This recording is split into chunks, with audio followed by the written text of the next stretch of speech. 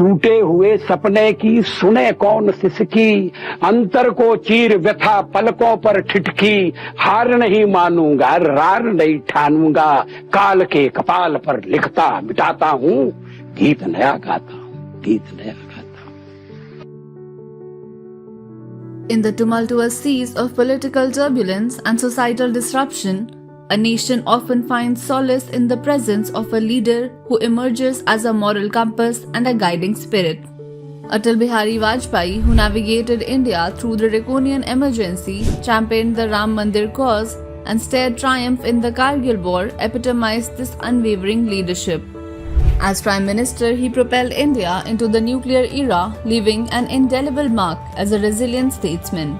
After serving for merely 13 days, having fallen short of securing a majority in the House by a single vote, he rose like a phoenix and secured a win in 1999, only to write a distinctive chapter in India's democratic history. Beyond being the first non-Congress Prime Minister to complete a full 5-year term, Vajpayee's legacy is etched in the bold and visionary initiatives he undertook during his tenure, laying the foundation for the many historic firsts that have happened in the current Modi era. Nuclear test. On 13th May 1998, when a sudden press conference was convened, leading news agencies speculated on whether Atal Bihari Vajpayee would finally resign due to unreasonable demands and pressures by coalition parties. However, in an anticlimactic turn of events, the then PM Vajpayee boldly declared India as a nuclear weapon state on a global stage through the successful Pokhran II test. Yet, in the face of global shock, he announced a voluntary moratorium on further tests, affirming India's commitment to peace and civilian control over nuclear capabilities. Calling out cross-border terrorism. Vajpayee's resolute stance on cross-border terrorism showcased his persistence in pursuing peace, exemplified by his series of talks with Pakistan. However, during testing times such as the Kargil War and the attack on the Indian Parliament, he unequivocally exposed the true nature of cross-border terrorism, forcing the world to acknowledge Islamabad's sponsorship of militant activities in Kashmir. Multilateralism in foreign relations.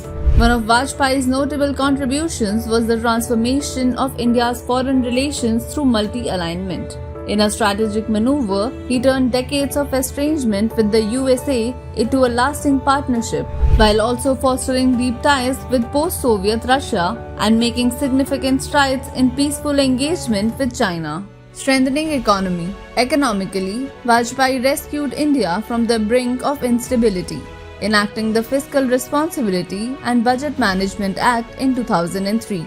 This not only reduced fiscal deficits but also propelled the economy to impressive heights. When Manmohan Singh took over from Vajpayee in 2004, India had a GDP rate above 8%, inflation below 4%, and overflowing foreign exchange reserves.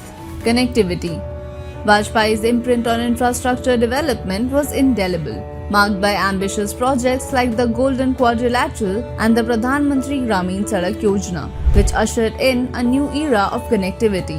The decision to end state monopolies in sectors like telecommunications, coupled with the introduction of a revenue-sharing regime, made mobile phones more affordable and paved the way for enhanced communication. Connecting Northeast. Vajpayee's affection for the Northeast found expression in policies supporting the region, including the establishment of autonomous councils, a dedicated ministry, and earmarking 10% funds in every ministry for its development.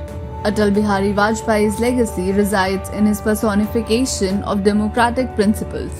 Steadfast in his political convictions, yet open to diverse perspectives, he elevated the standards of parliamentary discourse. These developmental principles, now gaining momentum under the Modi government, underpin India's progress, paving the way for the nation to ascend as a global powerhouse.